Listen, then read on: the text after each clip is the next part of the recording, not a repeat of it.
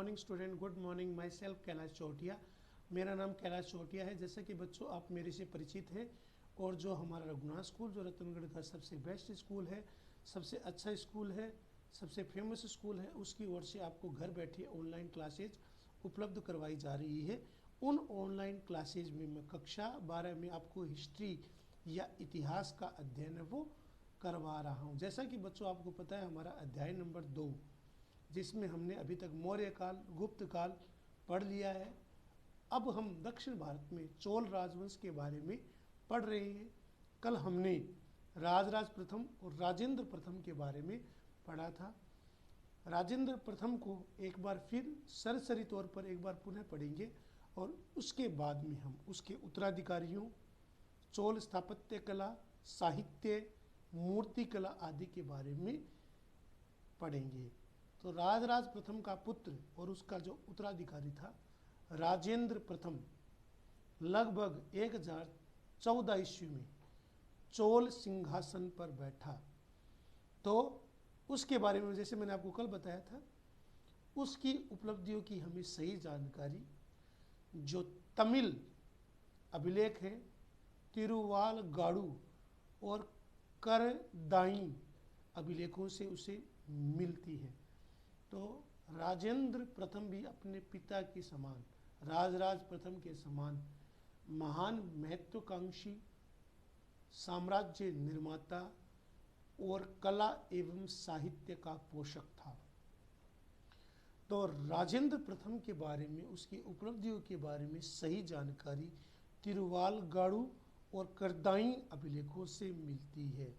अपने विजय अभियान के प्रारंभ में उसने पश्चिमी चालुक्य, जो पश्चिमी चालुक्य थे, पांड्य थे और चेर शासक थे, उन्हें पराजित किया। इसके बाद लगभग 1017 ईस्वी में उसने सिंघल या श्रीलंका राज्य के विरुद्ध अभियान में वहाँ के शासक महेंद्र पंचम को पराजित किया और संपूर्ण सिंघल द्वीप पर अधिकार कर लिया। राजेंद्र प्रथम के समय जो बंगाल की खाड़ी थी वो चोल झील में बदल गई, यानी विशाल जहाजी बेड़े बंगाल की खाड़ी को घेरे रहते थे। तो संपूर्ण उसने सिंघल द्वीप पर अधिकार कर लिया। राजेंद्र प्रथम ने उत्तर पूर्वी भारतीय प्रदेशों को जीतने के लिए, उत्तर पूर्वी जो भारतीय प्रदेश थे जिसमें गंगा के मैदान आ गए, कलिंग आ गया, इसके अतिरिक्त उत्तर प्रदेश का क्षेत्र आ गया, यहाँ तक उसे सफलता मिली। तो उसने अपनी विशाल हस्ती सेना का इस्तेमाल किया। राजेंद्र प्रथम के सामरिक अभियानों में उसकी सेनाओं ने उत्तरी भारत में बंगाल, मैंने आपको जैसे बताया बंगाल जिसमें वर्तमान में झारखंड, बिहार का इलाका और उत्तर प्रदेश के कुछ इलाके हैं वो आ जाते थे।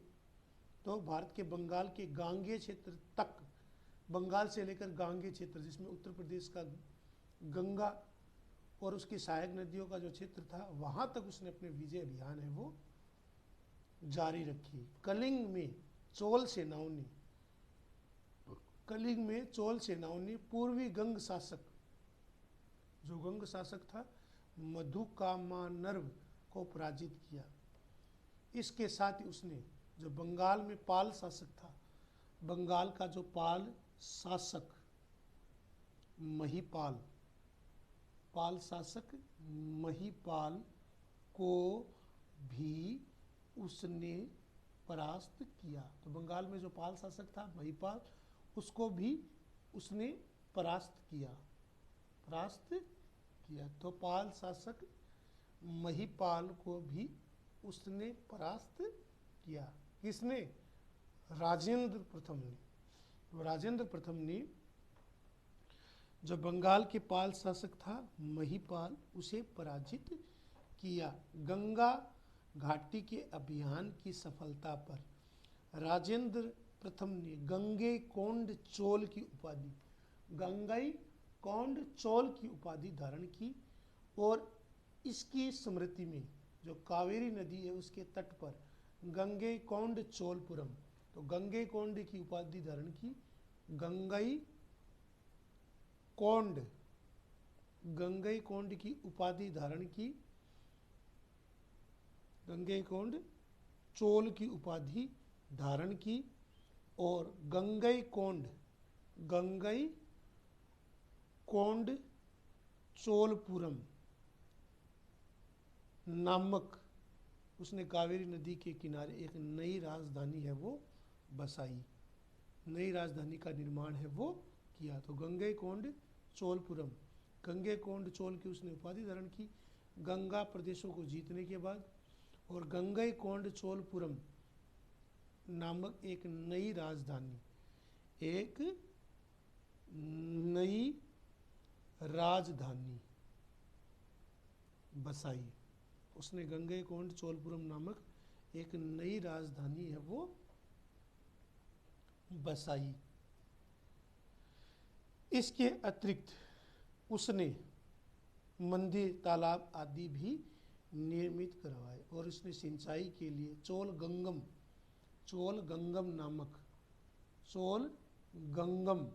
नामक तालाब भी निर्मित कराया। तो चोल गंगम नामक तालाब भी राजेंद्र प्रथम ने निर्मित करवाया।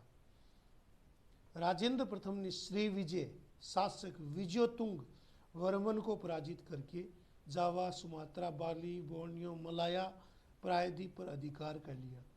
राजेंद्र प्रथम ने चालुक्यों को दक्षिण से उखाड़ फेंका, चेरों की सत्ता समाप्त कर दी और अपनी शक्तिशाली नौसेना जो पूरे बंगाल की खाड़ी को घेरे रहती थी, नौसेना से सिंगल द्वीप जिसे हम श्रीलंका कहते हैं, बंगाल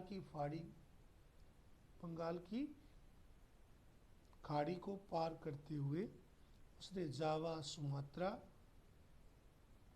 और मलय प्रायद्वीप पर विजय प्राप्त करके एक विस्तृत चोल साम्राज्य है वो स्थापित किया। राजेंद्र प्रथम कला, साहित्य और शिक्षा का संरक्षक था। उसने एक वैदिक विश्वविद्यालय या महाविद्यालय स्थापित किया। उसने चीन के साथ अपने सांस्कृतिक और व्यापारिक संबंध है वो स्थापित किए। राजाधिराज प्रथम, राजेंद्र प्रथम के बाद उसका पुत्र राजाधिराज प्रथम 1044 में चोल राजगद्दी पर बैठा। उसने तत्कालीन चालुक्य नरेश सोमेश्वर को पराजित किया और चालुक्य की राजधानी कल्याणी पर अधिकार कर लिया। तो उसने चालुक्य नरेश सोमेश्वर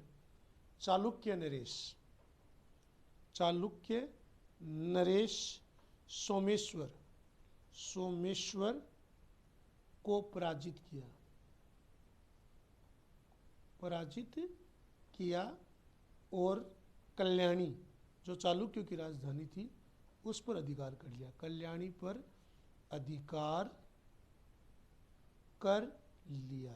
पर उसने अधिकार कर लिया। इस विजय के उपलक्ष्य में राजाधिराज ने विजय राजेंद्र की उपाधि, विजय राजेंद्र, चालुक्यों को हराने के बाद उसने विजय राजेंद्र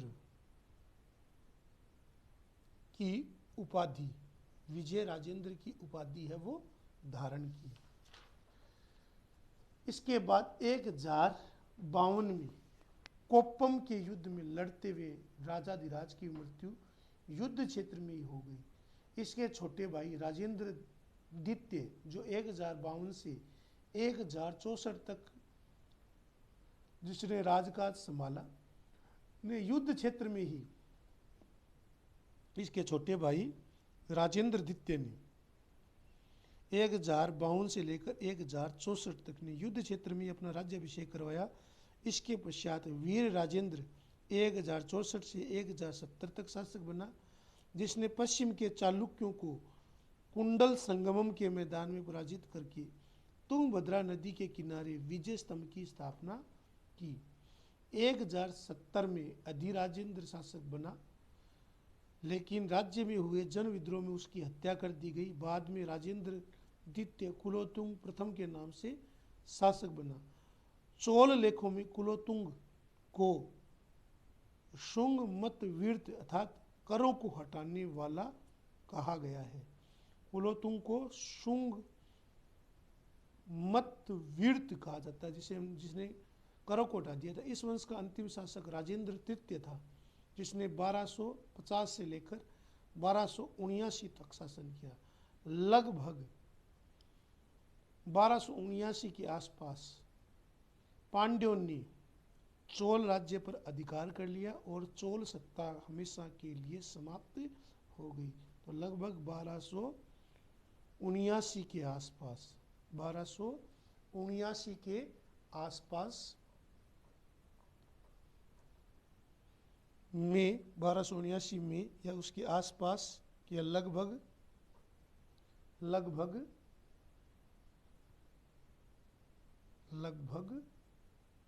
पांड्यों ने, जो पांड्य थे, पांड्यों ने चोलों की सत्ता का अंत कर दिया। चोलों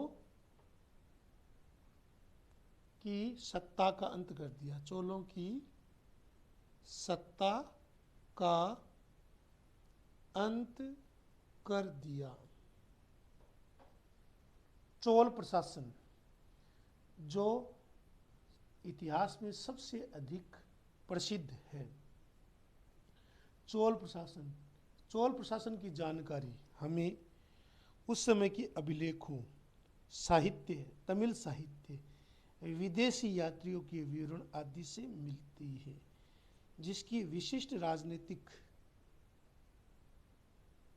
विशेषता है। इसमें केंद्रीय नियंत्रण के साथ साथ चोल स्थानीय स्वशासन प्रणाली या स्थानीय स्वशासन का अद्भुत संगम देखने को मिलता है, जिसमें राज्य की सुविधा के लिए प्रांतों को मंडलम, उसके बाद में बलनाडु, नाडु, कुर्रम और ग्राम में उसे बांटा गया था।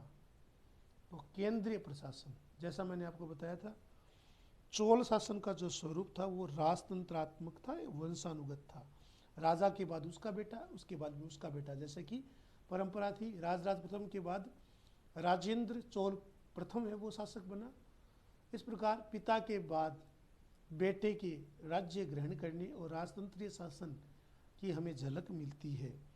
राज्य प्रशासन, राजा था वो प्रशासन की धुरी था। राजा की सहायता के लिए हमें अनेक अधिकारी दिखाई देते थे। राजा के निजी सहायकों में उद्दम कुटुंब कहा जाता था। राजा के जो निजी सहायक होते थे उसे तमिल में उद्दम कुटुंब कहा जाता था। उच्च स्तरीय अधिकारी पेरुंदनम और निम्न स्तरीय अधिकारी शिरुतरम कहलाते थे।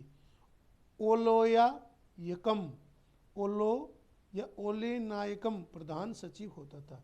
तो ओले नायकम प्रधान सचिव होता था। ये तो सारे तमिल के नाम है। तो राजा के जो निजी सहायक थे उसे उद्दम कुटुंब कहा जाता था। उच्च स्तरीय अधिकारी पेरुंदनम कहलाता था और निम्न स्तरीय अधिकारी शिरुतरम कहलाते थे। ओले नायकम प्रधान सचिव होता था।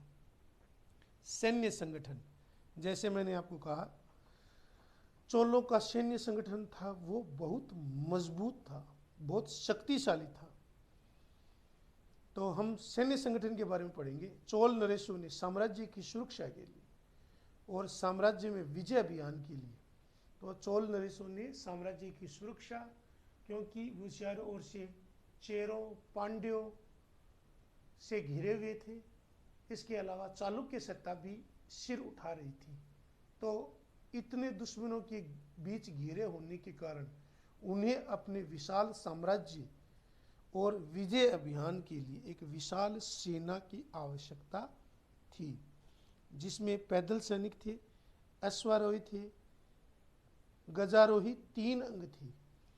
चोलों की स्थायी सेना में पैदल, गजारोही और अश्वारोही आदि सैनिक शामिल होते थे।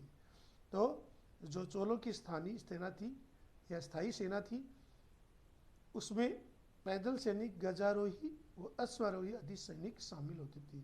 कुजीर मल्लर, कुजीर मन हाथी का गया, कुजीर मल्लर गजारोही दल का कुदरे उच्चे वगर अश्वारोही दल का और विल्लीगढ़ धनुर्धारी दल का, शेंगुंदर भाला से प्रहार करने में निपुण सैनिक को, और वेल्लेकोर राजा को अति विश्वसनीय अंगरक्षक को कहते थे। तो जैसा मैंने आपको बताया, चोलों की स्थायी सेना में गजारोही, अश्वारोही और पैदल सैनिक आदि शामिल होते थे। कुजीर मल्लर जो कि अश्वारोही सेना का प्रमुख होता था, कुदरे उच्चे वेगर या वगर अश्वारोही और विल्लीगढ़ धनुर्धारी दल को, और शेंगुंदर भालू या भाला, भालू नहीं भाला से प्रहार करने में निपुण सैनिकों को, और वेल्लेकोर राजा के अत्यंत विश्वसनीय जो अंगरक्षक होते थे उन्हें कहा जाता था। सेना क्या होती थी उस समय? गुल्मों और छावनियों में। सेना क्या थी? गुल्मों और छावनियों में, जिसे हम कड़गम में रहती थी। कड़गम सेना गुल्मों या छावनियों में रहती थी। ऐसे नहीं कि सेना के लिए शहरों में निवास स्थान था। सेना की छावनियाँ गुल्मों या छावनियों में रहती थी। चोल काल में जो सेना थी उसकी टुकड़ी का नेतृत्व, जो चोल काल में जो सेना की टुकड़ी थी, किसी एक विशेष टुकड़ी का नेतृत्व करने वाले को नायक और सेना अध्यक्ष को महादंड नायक कहा जाता था। आपको जैसा पता है, चोल काल में जो सेना की टुकड़ी थी उसका नेतृत्व करने वाला नायक, सेना की टुकड़ी का नेतृत्व करने वाला, सेना की टुकड़ी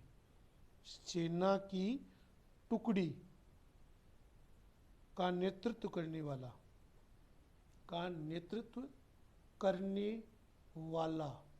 नायक कहलाता था। नायक।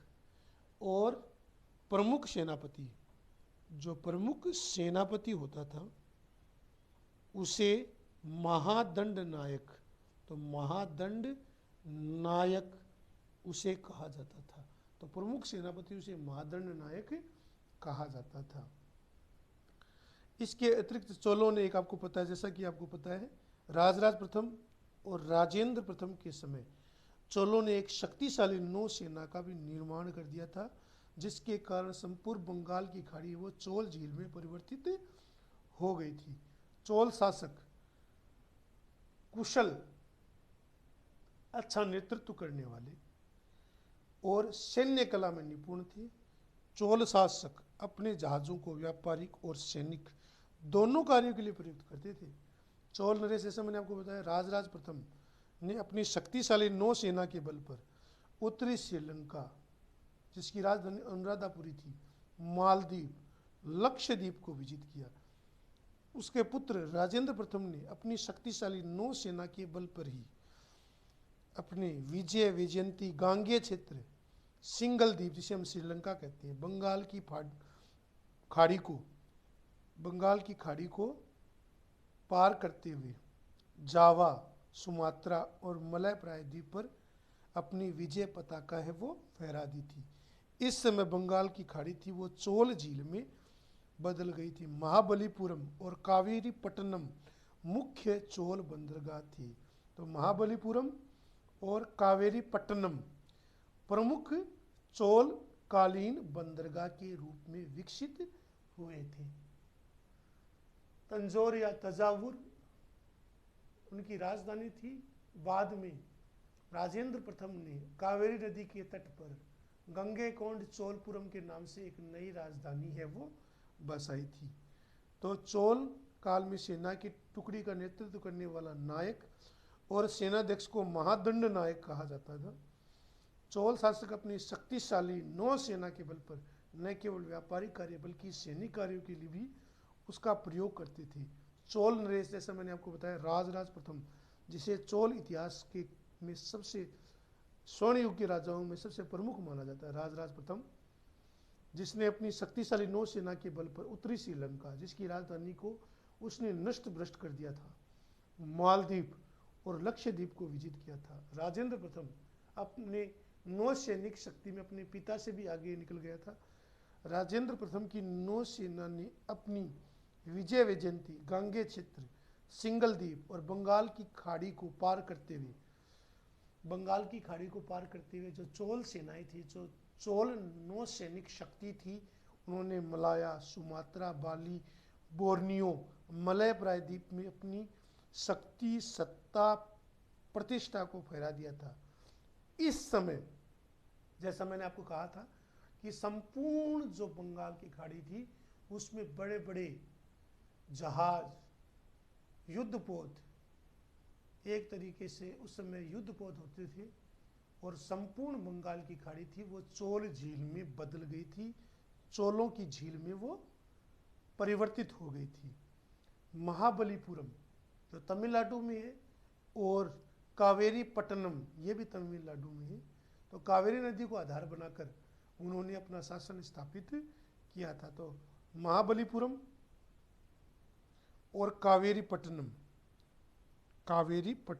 मुख्य चोल बंदरगाह थी, उस समय के प्रमुख बंदरगाह के रूप में विकसित हुए थे। तो चोल शासकों ने समुद्र पार बंगाल की खाड़ी को पार करते हुए जावा, सुमात्रा, मलाया आदि क्षेत्रों को भी जीता था। इस समय बंगाल की खाड़ी थी वो चोल झील में बदल गई थी। तो महाबलीपुरम और कावेरीपट्टनम चोलकालीन मुख्य बंदरगाह थी। तो इनको बेटा बारे में आपको लिखना है, याद करना है, ये आपका होमवर्क है। धन्यवाद।